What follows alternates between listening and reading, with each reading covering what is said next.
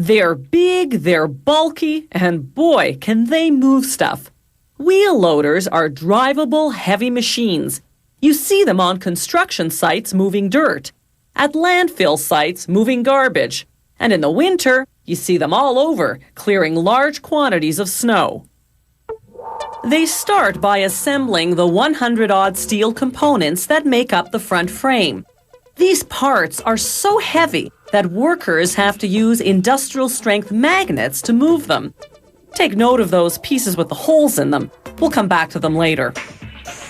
Workers measure and mark exactly where they'll weld the front frame parts together. You might not think precision is all that important when it comes to building a 20-ton hunk of machinery, but it is. Being just a couple of millimeters off can cause major problems. The preliminary welding is done by hand. Workers tack the parts together. They do the same with the 100-plus steel parts that make up the loader's three other sections: the rear frame, the driver's cab, and the moving arm at the front, called the boom arm. Once the manual welding is completed, robots take over to do the major welding. They solder about 90% of the wheel loader.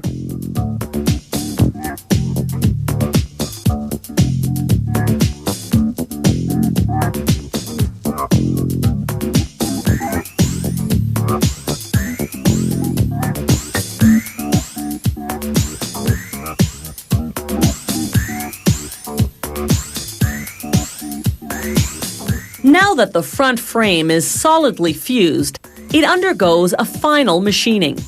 Remember those parts with the holes in them? They're what enable the boom arm to move. A computerized sensor now measures those holes and calculates how to cut them to the exact specifications of the engineering design. The computer then guides the machining tool to tailor the holes to spec. First, a preliminary cut. Then, after some oil lubrication, the final cut.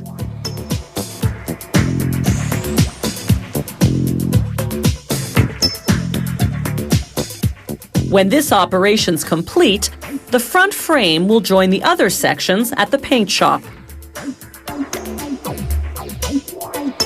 After painting, workers begin the final assembly. They position an axle under the front frame and another under the rear. Then they affix the frames to the axles with heavy-duty bolts. They mount the diesel engine and transmission in the rear frame.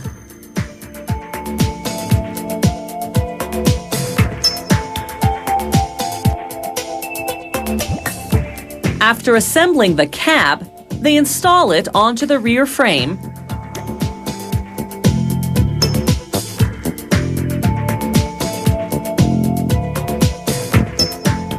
then connect the wiring for the controls.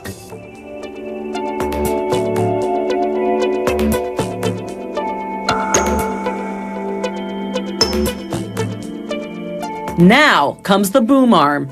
Remember those front frame parts with the holes? Workers line them up with holes on the boom arm, then insert giant steel pins.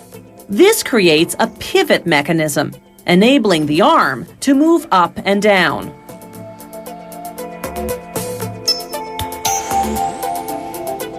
The moving parts must fit together snugly, but not so tightly as to restrict movement, which explains why welding and machining precision was so crucial.